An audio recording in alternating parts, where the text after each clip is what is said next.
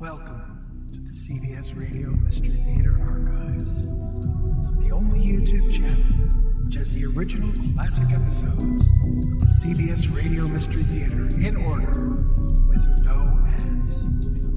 Thank you for listening, and now, enjoy the show.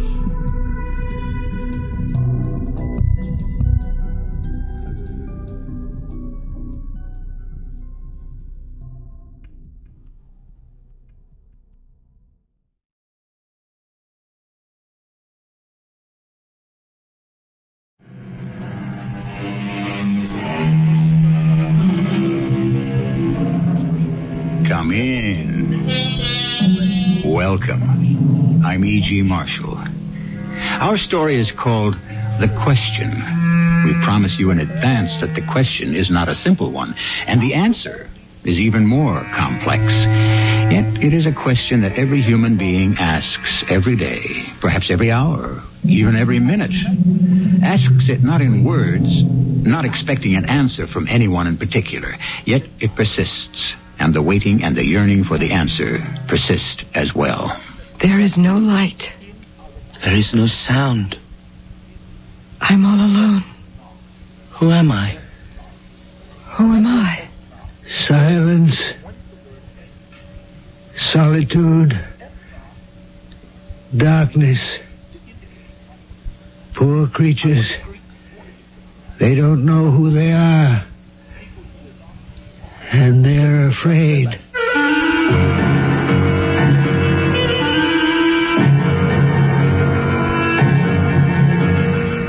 Our mystery drama, The Question, was written especially for the Mystery Theater by Elspeth Eric and stars Kristoffer Tabori. I'll be back shortly with Act 1.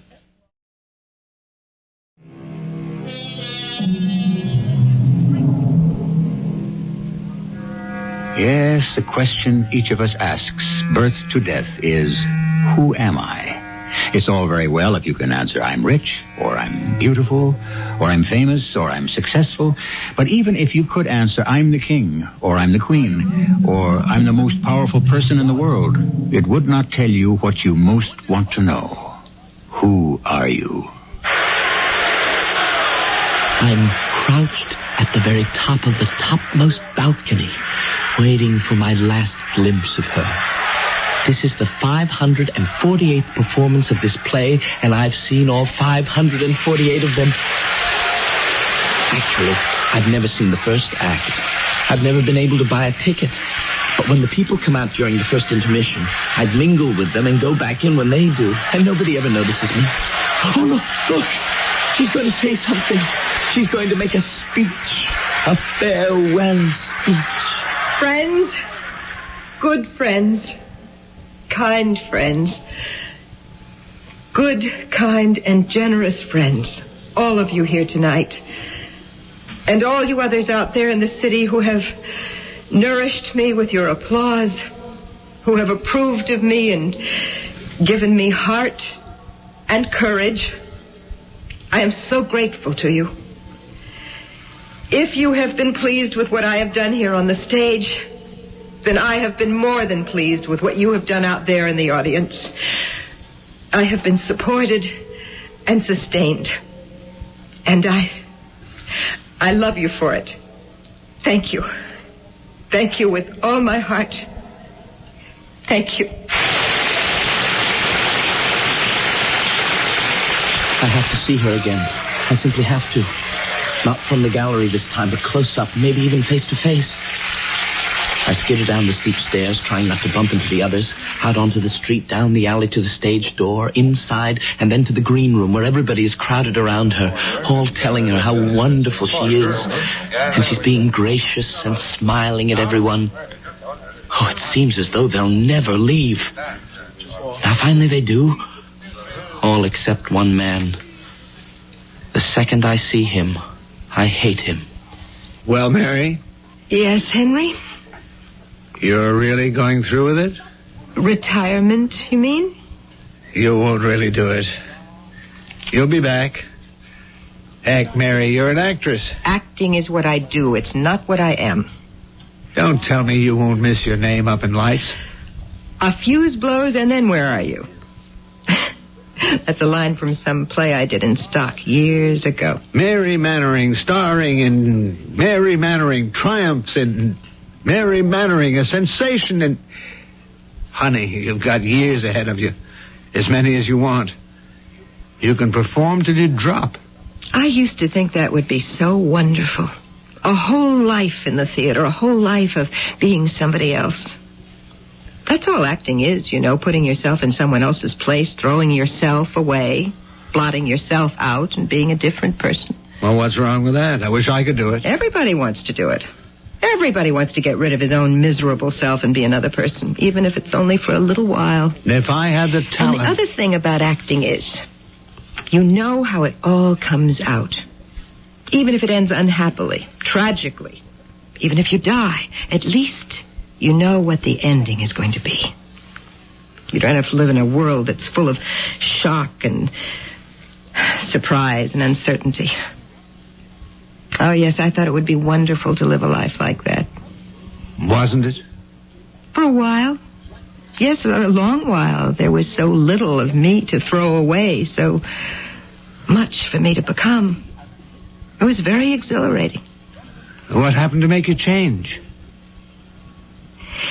Did you know that young, untrained homing pigeons do just as well as the old, trained ones? What? It's born in them, you see. Well, what have you got to do with homing pigeons? Did you know that when some Japanese clams were transplanted over here, they still opened and closed according to the tides in Japan? 100 generations of clams kept the memory of the Japanese tides and obeyed them. Just think of that. Where did you pick up all this stuff about pigeons and clams and all that stuff? It's not stuff. It's all verifiable scientific fact I've been reading. You read too much, that's your trouble. You should get out more. I don't intend to get out at all. Well, what are you going to do? Shut yourself up in a cave or what? Not in a cave. In the house where I was born. Where my mother was born and my grandmother. They all grew up there, and so did I. You never told me about any house. I never knew you had one. I haven't been near it since I was a girl. Where is it? At the seashore. It's still there. I get bills from time to time from Joshua for repairs he couldn't do himself. Well, who's Joshua? Joshua Billings. He's the caretaker, I guess that's what you'd call him. Anyway, he's looked after the old house for years and years. And you're going to live by yourself in this old place? Why? What for? Oh, Henry. Don't you know? No. No, I don't. Why, to remember who I am. What a stupid man. What a dull, insensitive man. What can she see in him? Why does she let him hang around her like that, asking her all sorts of impertinent questions, making fun of her, sneering at her wonderful ideas?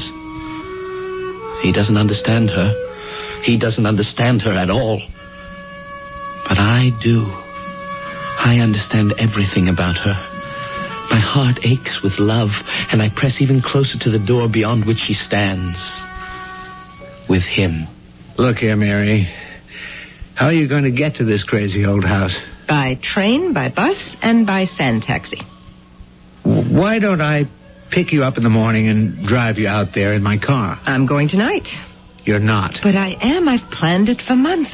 At midnight by yourself to a place you hardly know? I won't hear of it. I won't let you. You won't let me? I tell you what.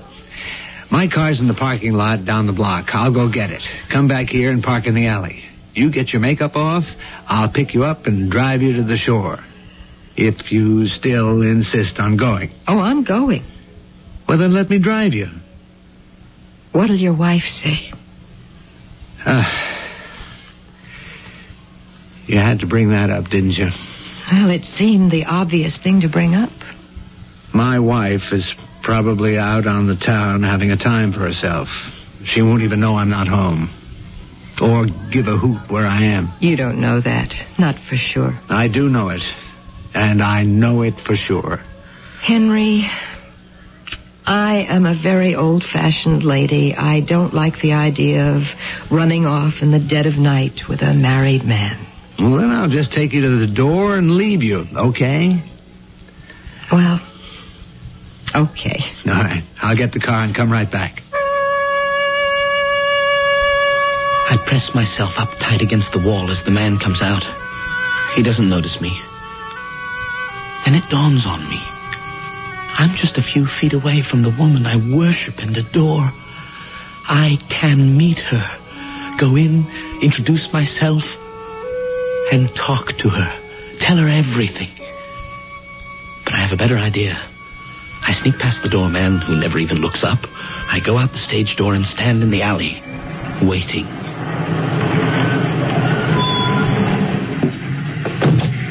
He goes inside the theater. Not knowing exactly what I'm doing or why or what I expect to come of it, I jump inside the big limousine, hop over into the back seat and curl myself up on the floor. After a few minutes, he comes out of the theater and she's with him. Everything will be all right because she has me to protect her.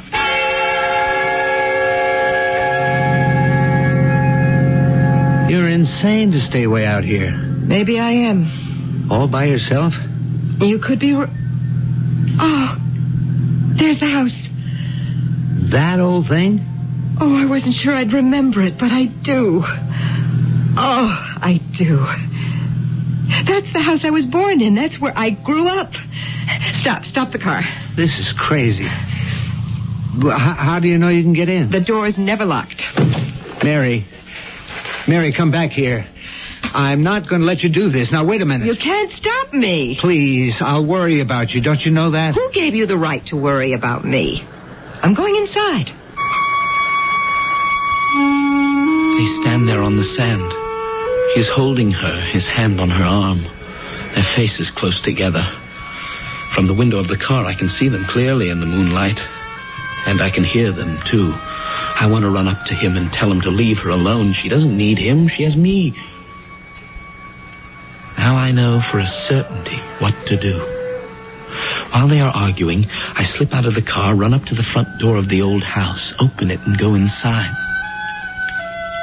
Standing in the hall, the house wraps itself around me like a mother's arms. Now I know, in this very instant, I know why I've done everything I've done up to now. I know. And I know I've been right to do it.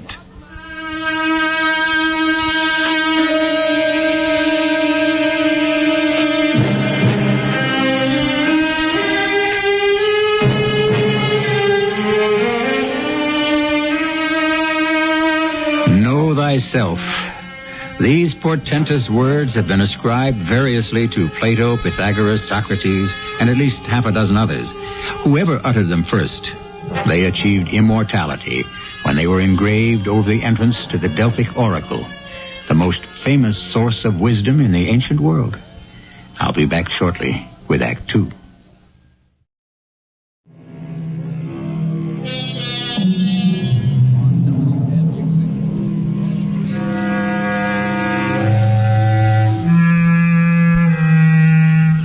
The precept, know thyself, is centuries old, and its message persists to this day, as each of us tries, however clumsily, to follow its counsel.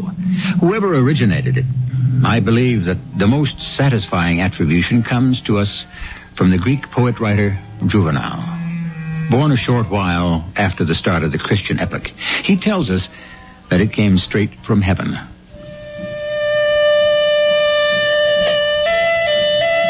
Solitude, silence, darkness,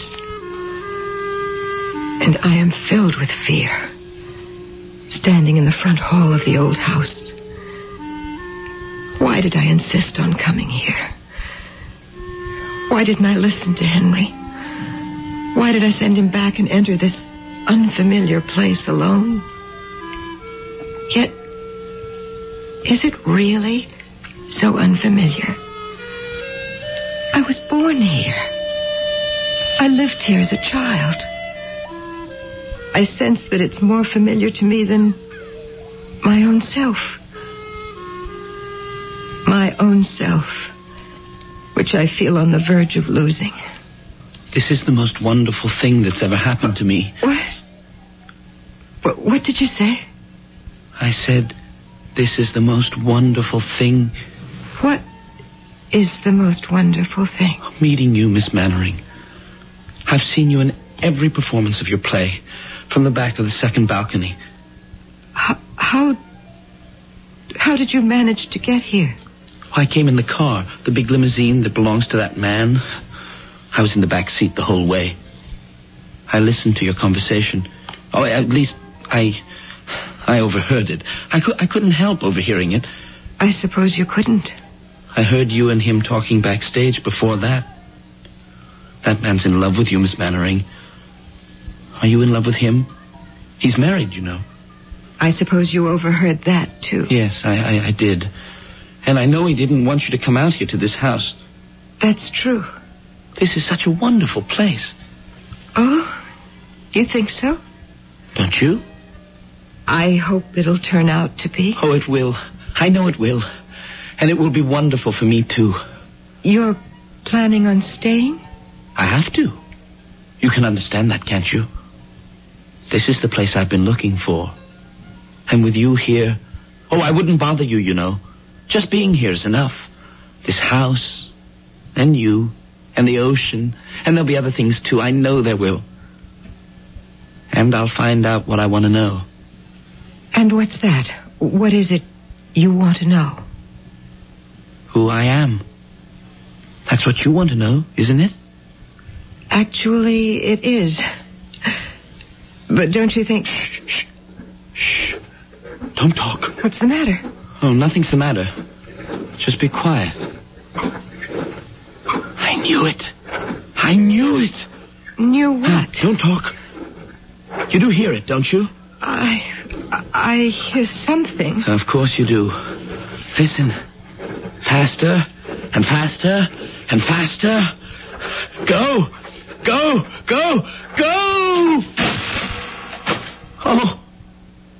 It broke. It fell over and broke. What fell over? What broke? And don't talk. Just listen. Oh, now I'm going to be punished. No, you're not. You heard him, didn't you? On the stairs? I heard something. He's going to punish me for breaking my rocking horse. Standing there in the dark hall, I wonder what I've got myself into by my impetuous move to this old house. But I heard the frantic creaking of the rocking horse. I heard the crash, the splintering of wood. I heard the heavy footsteps on the stairs. Well, that's that. Oh, what? What did you say? It's over. I broke my rocking horse, and I got punished, and that's that. Over. Finished. And done with. But you seemed so upset. I was, but I'm not now. I think I'd like to go to sleep. Well, all right. Where do you want to sleep? I don't quite know. Anywhere. I'll just wander around and flop down someplace. Well, all right. I think I'll go to bed. Will I see you in the morning? Of course. I told you I'd stay and protect you. Oh, if you hear someone moving around early in the morning, that's the caretaker. His name is Joshua Billings. He stops by here every day. Miss Mannering? Yes? Would you... Oh, I know it's a lot to ask. It's such a tremendous favor. I don't even know if I should bring it up. You've been so kind to me so far. And... What is it?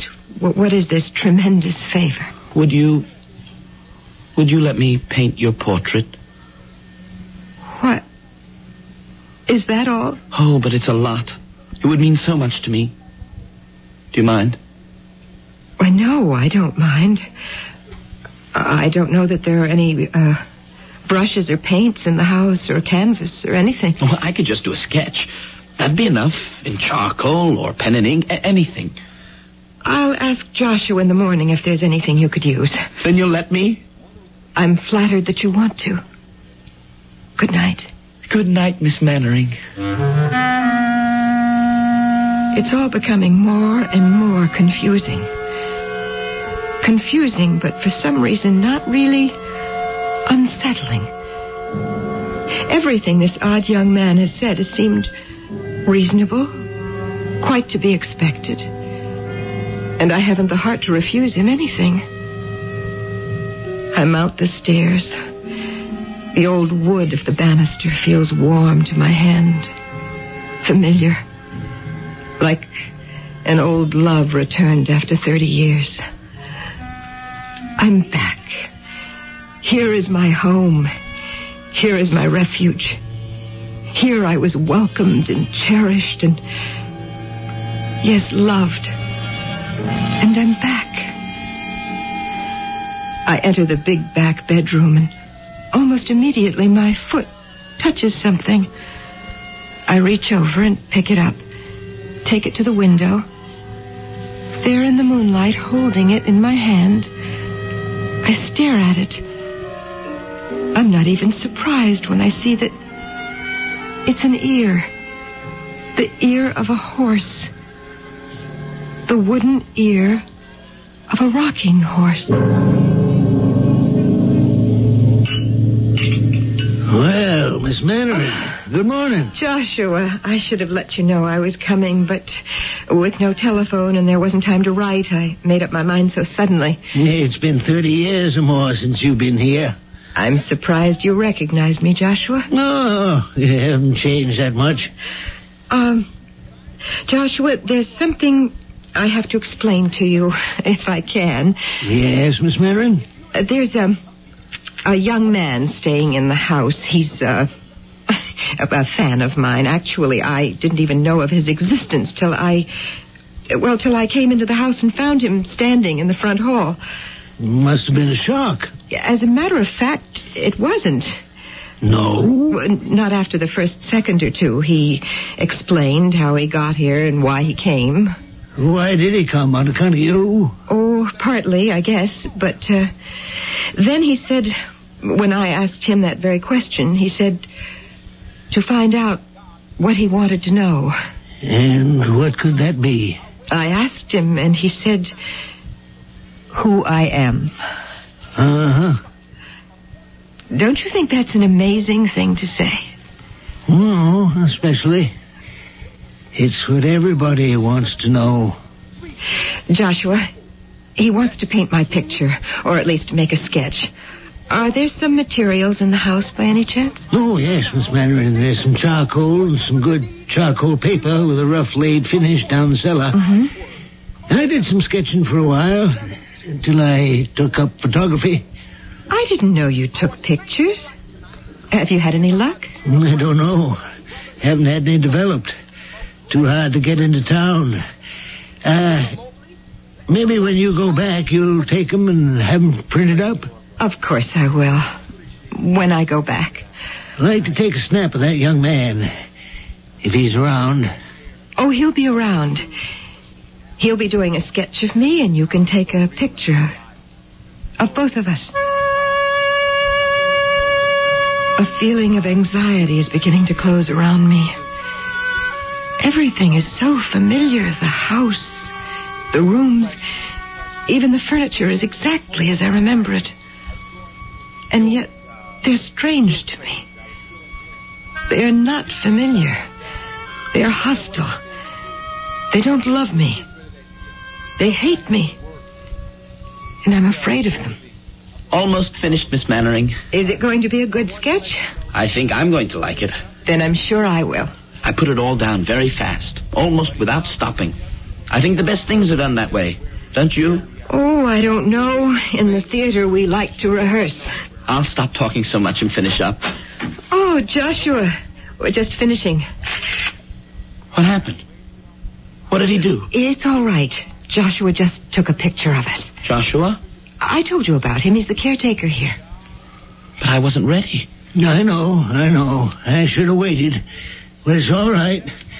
Wait a minute. Where are you going? Outside. Don't go. I wasn't ready. It's not time. You should have waited. Has he gone?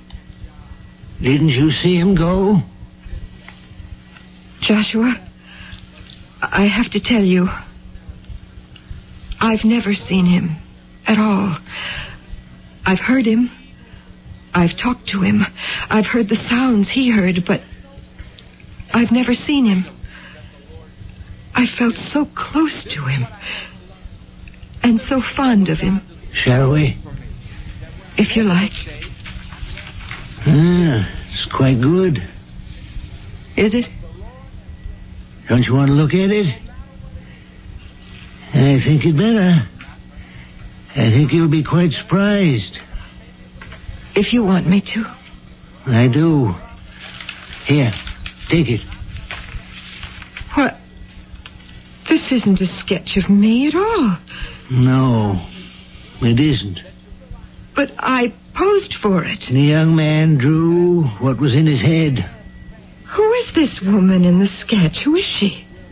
Don't you know? She's your grandmother.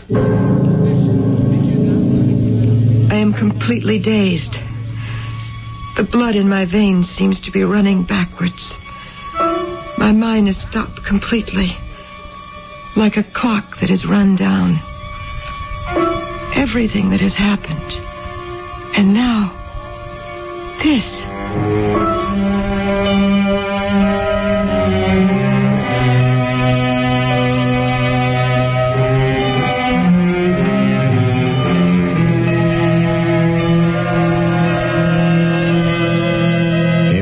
Talk to someone you could not see?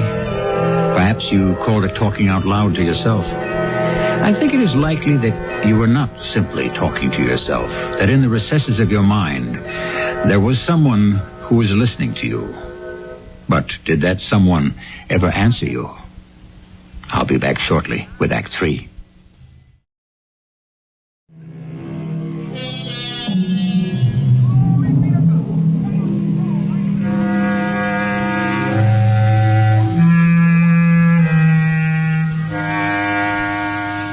We're always talking to ourselves, are we not? Approving or disapproving, congratulating or condemning, sanctioning or forbidding. Is it too much to say that mixed in with our own words are the words of others, people we know, have known, or hope to know one day? Is the conversation really so one-sided after all? Poor little lady. So confused, so bewildered, so unsure of herself. I feel sorry for her. And I know it's my duty to try and set her straight. But how to do this? How explain to someone who has lived a life of diversion and distraction? How make her understand? But I must do it. I'm the only one who can. Joshua, help me. I'll do my best. Am I going mad? Oh, no, Miss Mannering. You're not going mad, and you mustn't think that you are. What else can I think? I have been talking to a man I couldn't see. I posed for a sketch that turned out to be of someone else. I heard the sound of a rocking horse, footsteps on the stairs. All this in the house where I was born and raised. The house I thought would welcome me, nourish me, be kind to me. Instead, it's driving me mad. It wouldn't have happened anyplace else. It wouldn't have happened if he hadn't been here. He did this to me. You mean Jamie? Jamie? Who is Jamie? Your grandmother's boy. You mean you knew him? No. But I recognized him the minute I saw him. You say you saw him. Then why didn't I see him? Why is he just a voice to me? Is he a ghost? Is that what he is? Have I been talking to a ghost? I talked to them often. They're all through the house. And do they talk to you? Sometimes they do, sometimes not. They're apt to be moody. But that doesn't bother me. There are always others. Even in books. I have a lot of books. And when I'm reading late at night, I see the ghosts of the authors running and skipping between the lines on the pages. It's all so strange, so new. You'll get used to it. But not right away. Miss Mannering. I'd go back to your life in the city for a while. That's what I wanted to get away from. I wanted to be alone. What's that? What's that sound? Sounded like a machine gun, didn't it? Jamie? Let's go outside, shall we? I feel so sorry for her. It's hard till you get used to it and accept it. Is he here? Oh, yes. He's here. If only I could see him the way you can. What's that?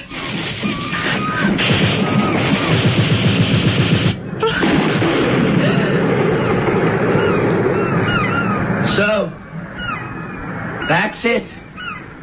I heard him. He said... Hush now. Quiet.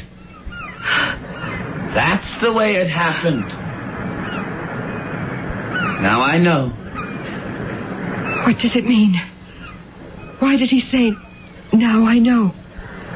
Now he knows how he died.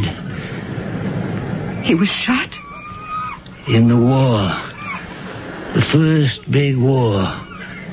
When he was 18. Sit down here on the sand, Miss Mannering, and I'll try to tell you about those who die suddenly and violently.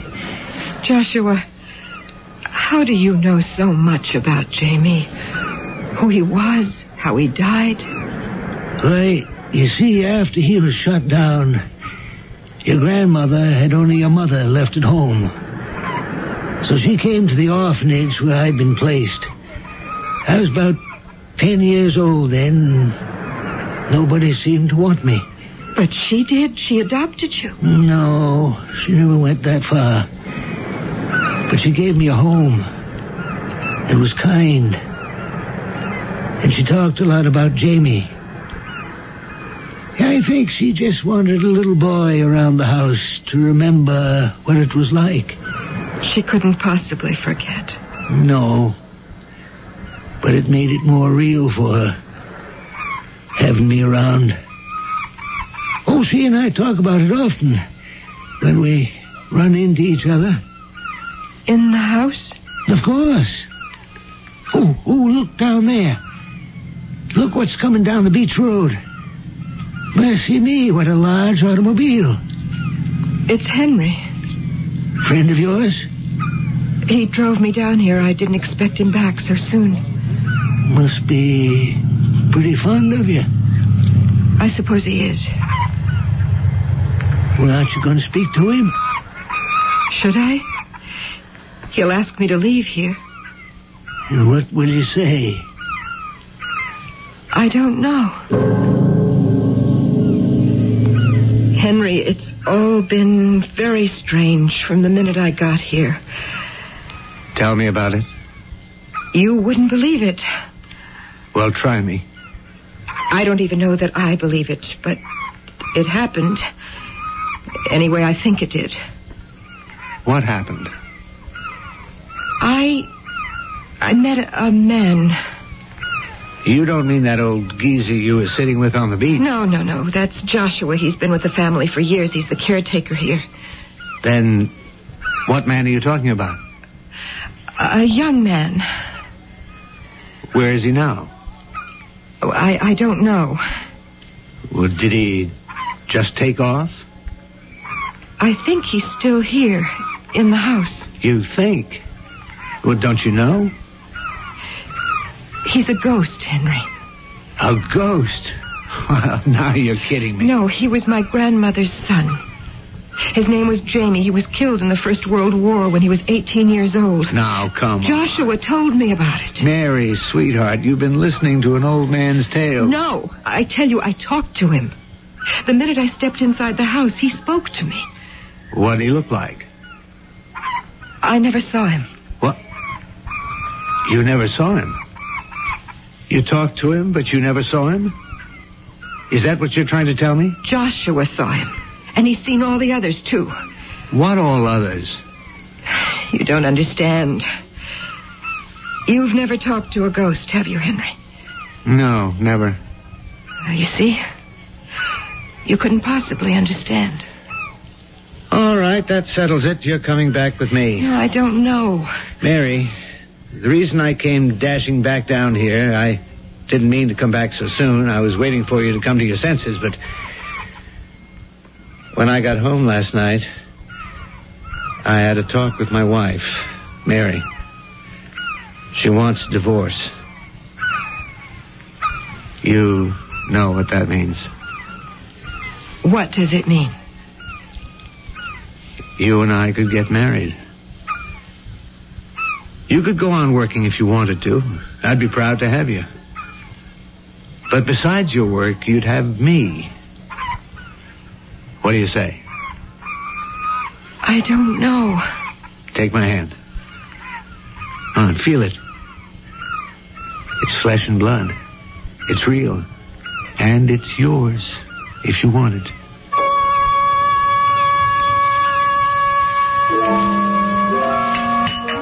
I'm making myself a cup of tea. I feel sort of unsettled.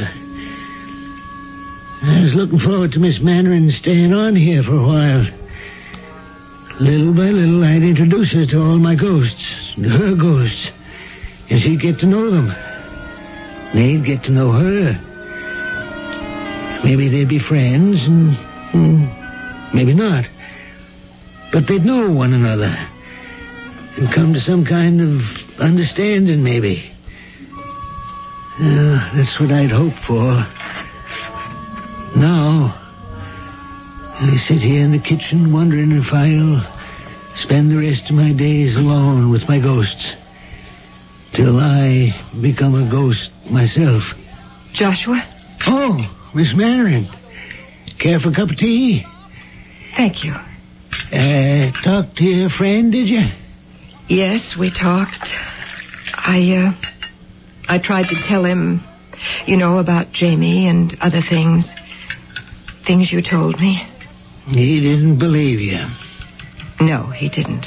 Well, some people got the ability. Some haven't. He thought it was all in my head. Could be he's right. What? After all you've said, you even said you'd seen the ghosts here in the house. You told me. Things in your head are just as real as things you can touch and see and smell and taste and hear. Joshua, I'm going back to the city with him. Uh-huh. I thought maybe you would. I'm a little shaken by everything that's happened here. Not quite ready for it yet, are you? I need to go back to what I know. What I'm used to. I can understand that. But I'll be back. One day soon. I will come back, I promise you. Takes a lot of courage to face up to your ghosts. I guess I haven't got it. Not yet. Not sure I have it myself. You? But you told me you see them. You talk to them. Not quite all of them. Almost. Not quite, though. But I'm still trying. And when you've seen them all, and talked to them all, then what? Why, then I'll know who I am. I can't tell if the little lady understands a word of what I'm trying to tell her. She just stares at me as though there must be a meaning in what I'm saying, but she can't quite make out what it is. Well, you can't blame her. I don't know for an absolute certainty that I understand it myself. I just know it. There's his car starting up. She must have slipped out of the kitchen without me even noticing. Yeah, she's in the car with him. They're ready to go. Oh, my. Oh, I clean forgot to give her those rolls of film to have developed. The picture I took of all the ghosts that live in this house. Oh, now, isn't that too bad? I was looking forward to seeing how they come out. Especially one of them. The one I think is a picture of my mother. My real mother. Walking away from me down the hall. I remember I called out to her. I said, "Why don't you love me, Mother? What was so bad about me that you couldn't love me?" But she didn't answer. So I took her picture.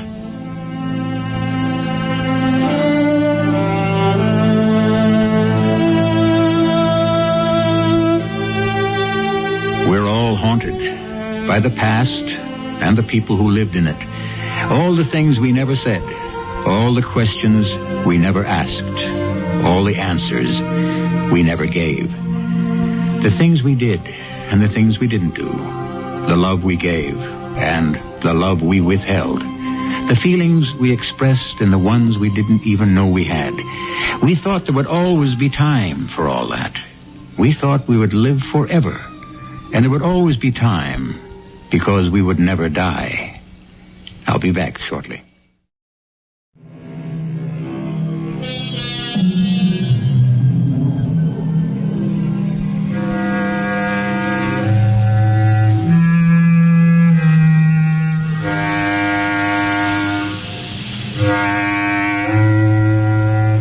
I beg your indulgence while I read to you a few lines from a play by Henrik Ibsen called, aptly enough for our purposes, Ghosts.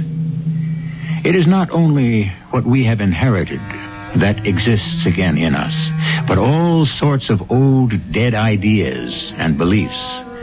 They are not actually alive in us, but they are dormant, and we can never be rid of them. There must be ghosts all over the world.